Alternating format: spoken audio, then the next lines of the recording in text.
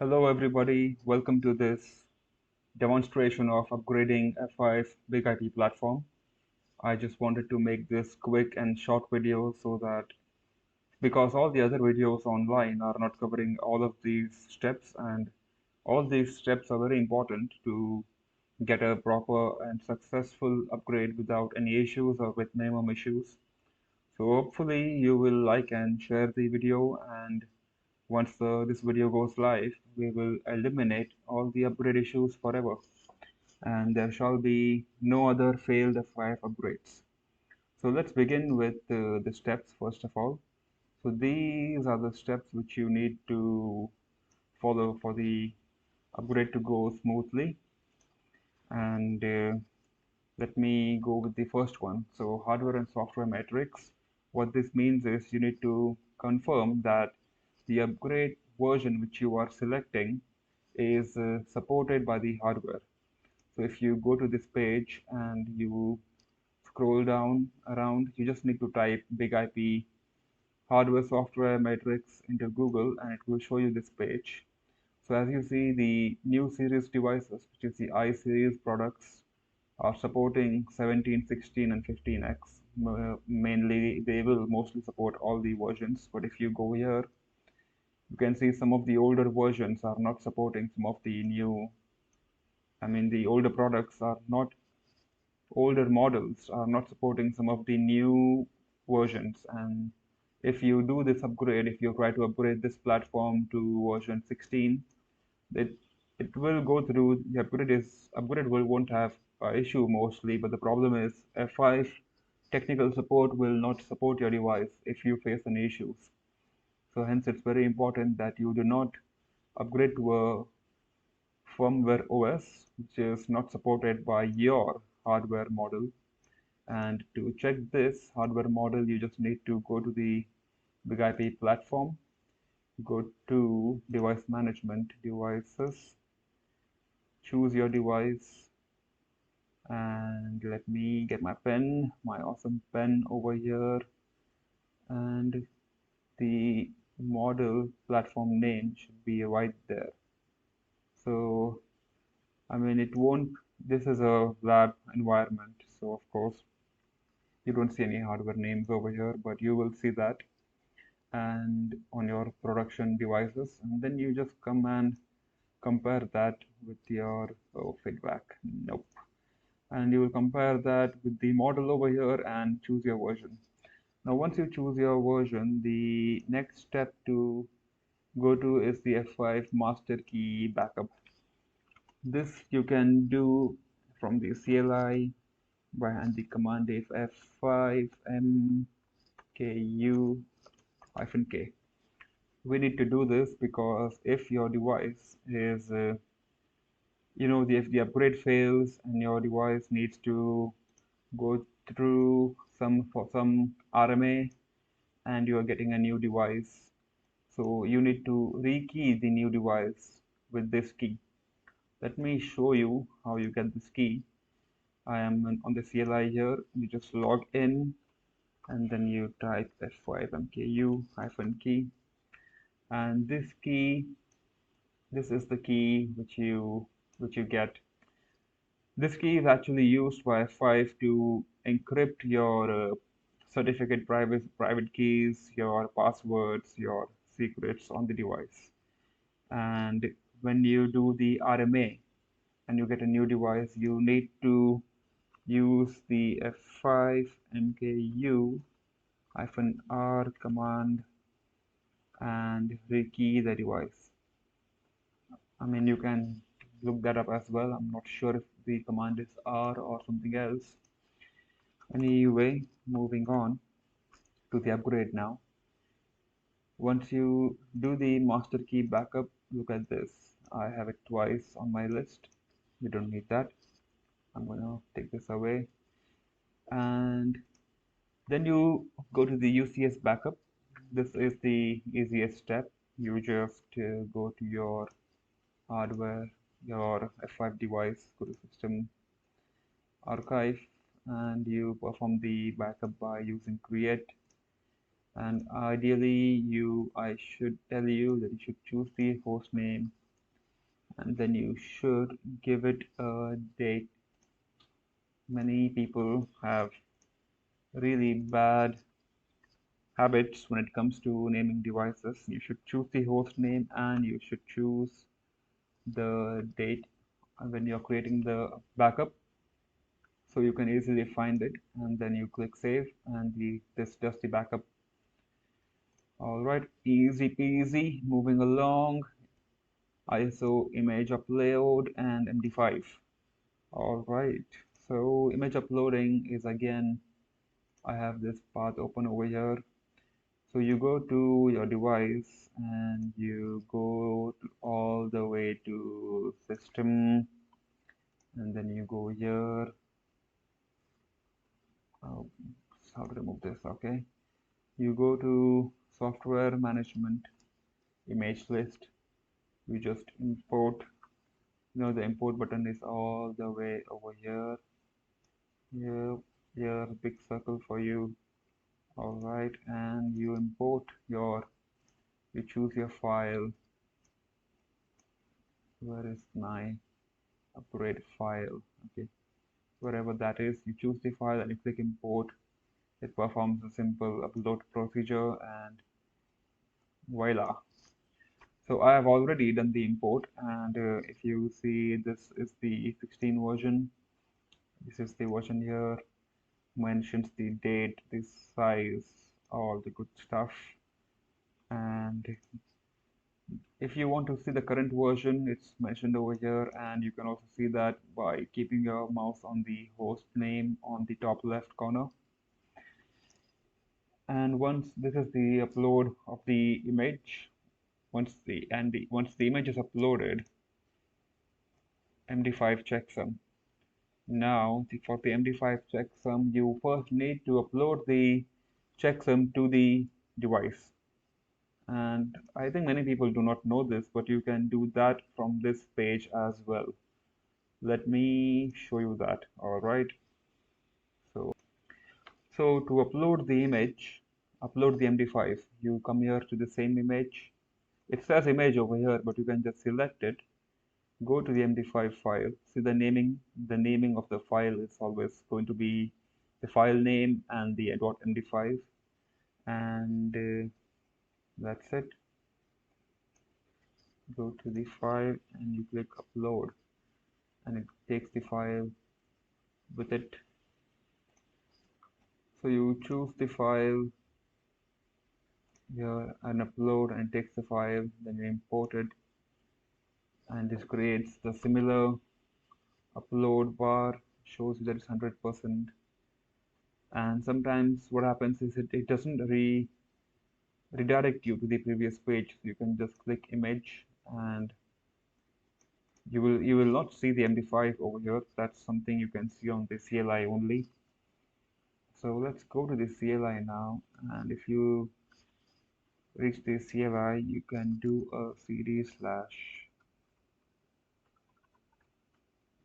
shared images ls, and if you do this, you see the ISO file and the MD5 which we uploaded from the GUI. You do not need to use WinSCP just to upload the MD5.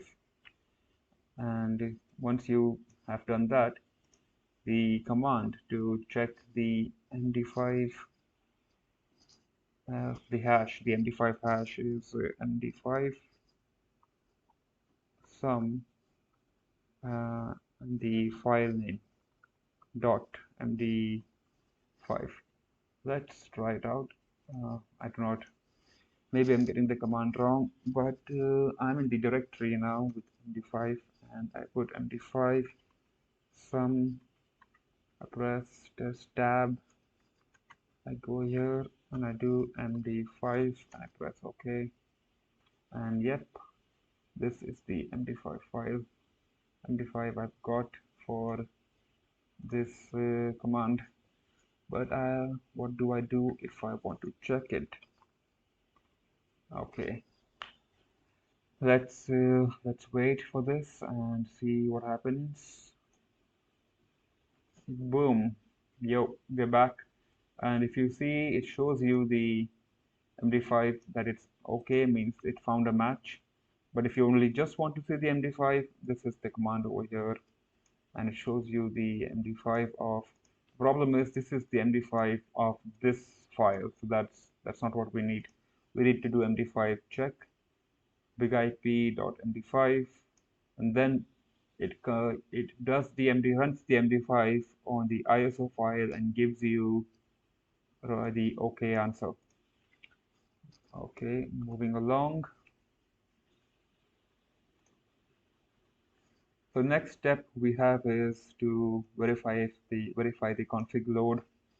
This is important because if you have any issues in the configuration prior to the upgrade, you want to find that before the upgrade and not after the upgrade, because then the configuration will not load. So the command for this one is tmsh load sysconfig verify. And you can just tab this out. You can just press your tab with every word and it just writes the command for you. And you run this and it gives you the whole configuration check. And that's it. In the end, if there is any problems, it will throw an error message over here, and this doesn't take more than a few seconds most of the time. So we can just wait and see. Oops, let me bring it back. Yeah. Let's see what happens over here. Great example, guys. Look at this. You have a problem on the device, but this is not an error. If you see here, now let me circle it. This is just a warning, and it's over here, and it says error over here. And I'm not going to read this whole thing and troubleshoot now because I'm not doing this upgrade. This is just a lab demonstration, but it's a good example of the type of issues you can find out.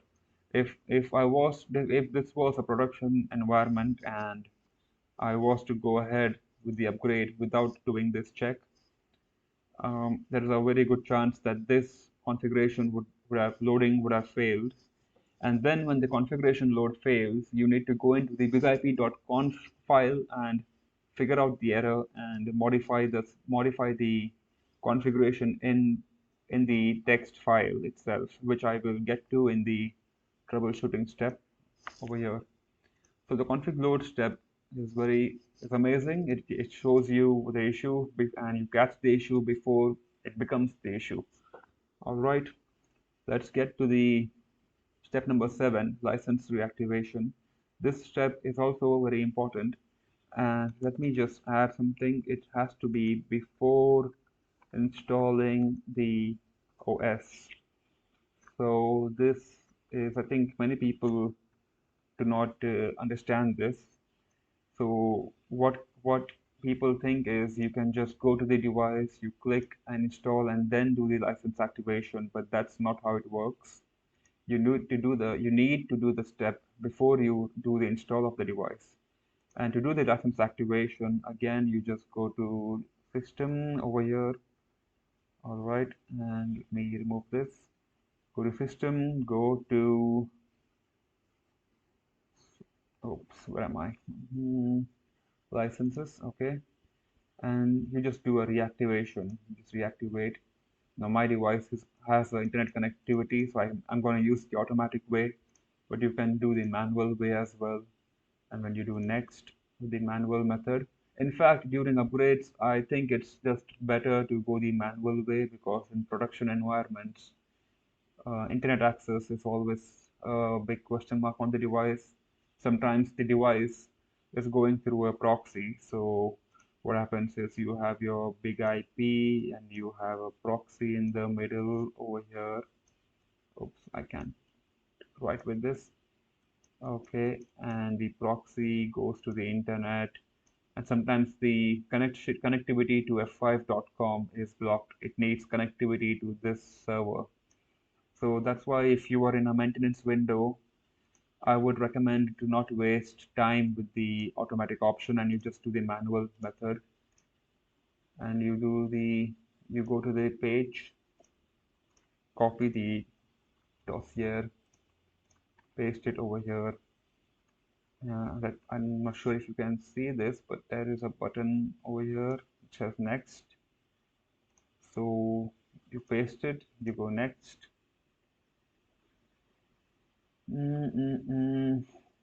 Okay, and yes, there you go. You have the license file. It shows you the modules enabled and all that.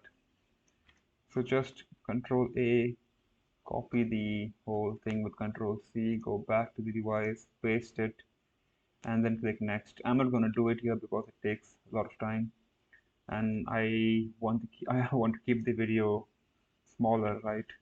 So let's cancel this, and this is the license information. Just to show you the automatic step, if you have internet connectivity and you're sure that you have the connectivity, you can just click next, and the page just gives you a message that you are loading or something like this. Sometimes the device goes offline over here when you use the automatic or the manual method. So if you keep your eye over here on the online status, this becomes offline because the device is applying the license, that is, and that's fine, nothing to worry about over there. But remember that you have to do this before you install the OS into the boot location, which brings me to the step 8, which is install and reboot. So let's take a look. We are at 16 minutes now. So to install and reboot, we go back to the device, we go to System, Software, Image List again. The current version on this device is 15.15. The boot location is HD1.1. This is HD1. It's active and it's the default boot location. Now when you install this device, you will create a new boot location which will be HD1.2 or HD1.3. It's just better to follow the same convention which you have on the device. So I'm going to click this, I'm going to click install, and then this shows you the disk information, and over here I just have this one disk. And the volume, this part gets a bit tricky because people think that if you want to create a HD 1.2, you have to go in here and type it as HD 1.2, but that's not the case. That's not the way. If you have HD 1.1, all you need to do is just put a 2 over here and click install, and then you will see that device, the version starts installing in the HD 1.2 boot location. And once the install is complete, you will reboot into that boot location, and the device comes back with 16.1.3.3. So let's just do it now. I'm going to click install. Takes a minute.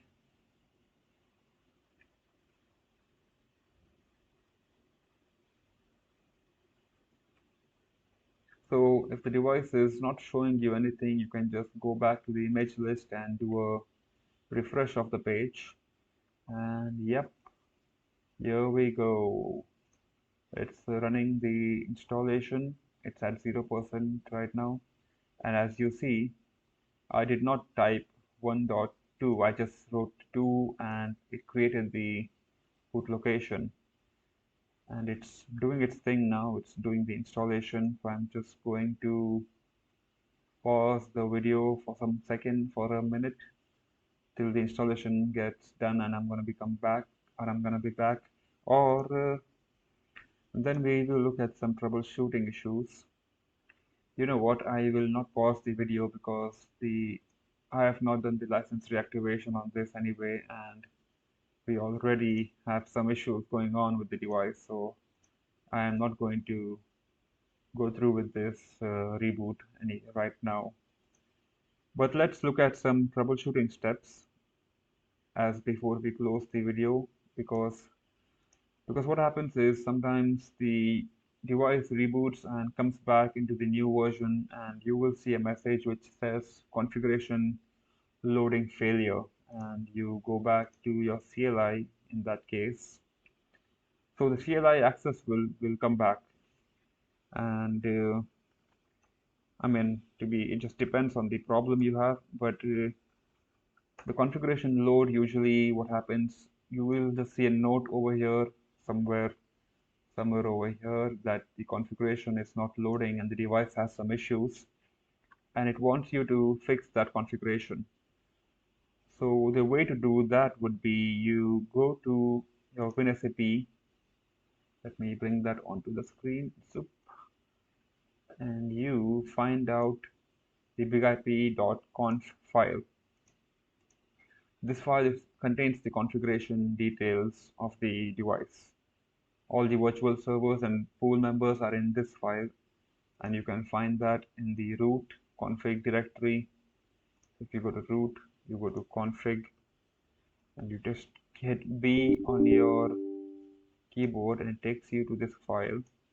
And you right click and you open it sometimes. You open it, and you can go through the file over here and make a change. So if it tells you that it cannot find the profile or something like that, for example, as we saw in my case, it was an issue with the profile. You find that configuration element, the object of configuration which was giving the problem, and you just delete the line which was giving you the problem. Now this is just uh, a basic step which I'm sharing with you. It's not necessary that that's what's going to happen every time. But yeah, that's one way to do it. And you might face a different issue where maybe just deleting the file or deleting the object element will not fix your problem.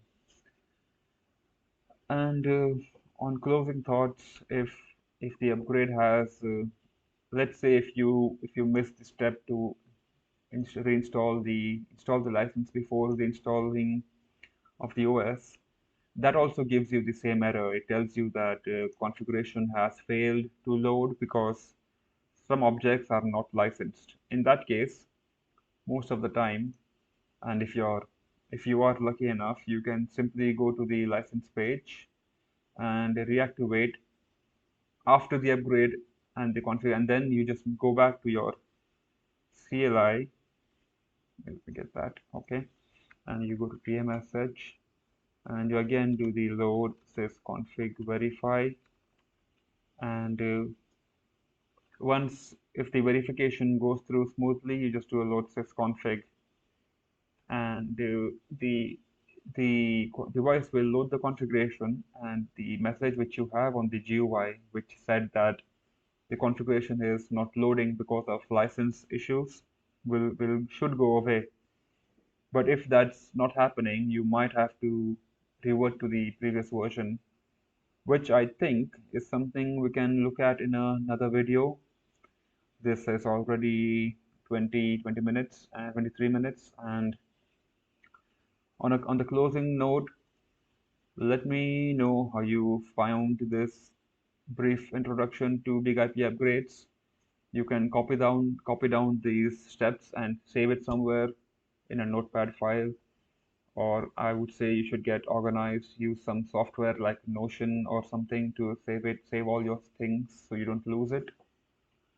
And yeah, you follow this checklist during every upgrade. And sometimes there are maintenance, most of the times, not sometimes, there are maintenance windows for upgrades.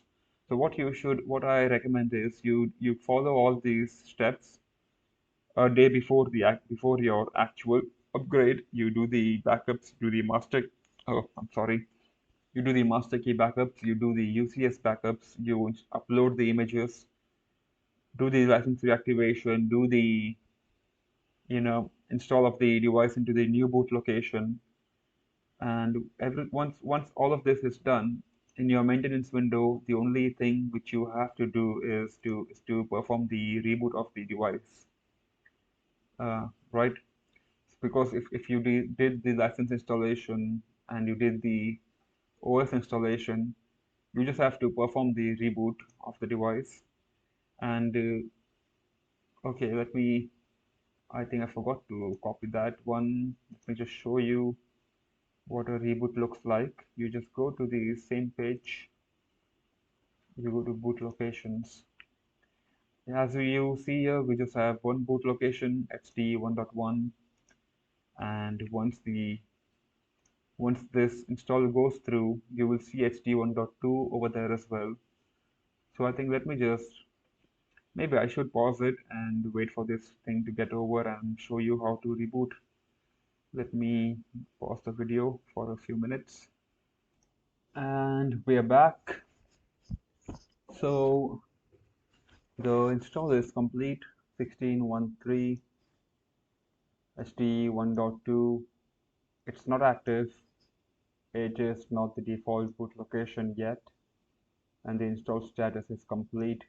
So now the device is installed, and we just need to reboot it into the HT 1.2 boot location. So you go to boot locations and you see both of them over here now. 1.2 selected. This page gives you the full rundown of what's going to happen. You're going to move your boot location from 1.1 to 1.2, from 15.1 to 16, 0.0 to 0.3, and allowed version is yes. Over here, I just remembered we also need to focus on the upgrade path. So usually from 15, you can go to 16, 17, and 18 whenever that comes out. If you are on 14, then you go to 15, 16, and I think 17. So for that, you can go to this page, overview of upgrade paths. You can just Google a big IP upgrade paths and you will get this page. So if your version you're upgrading to, I am upgrading to 16, and upgrading from it's supported from these versions.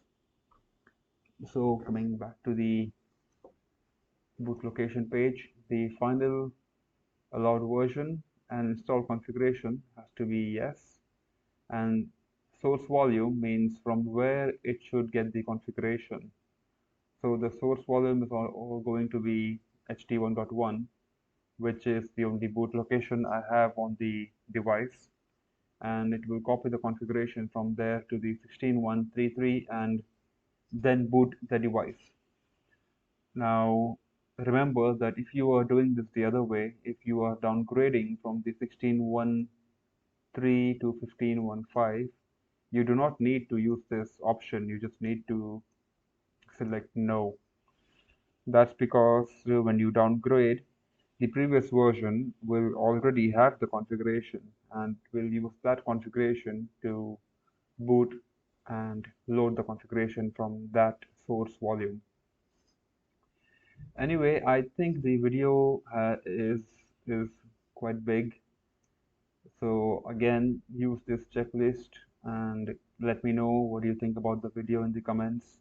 Like the video, share it with your cybersecurity nerdy friends, and maybe you should try out the upgrade once in a lab environment before you do it in the production. So that should be the 10th point, is try out the upgrade in a lab. Oops, I can't spell. So again, like the video, subscribe the video. Subscribe to the channel. I'm sorry, I'm gonna make some more videos on F5, on ASM. If you have any doubts, you can let me know in the comments. I will get back to you. I mean, it's not like I have a million views right now.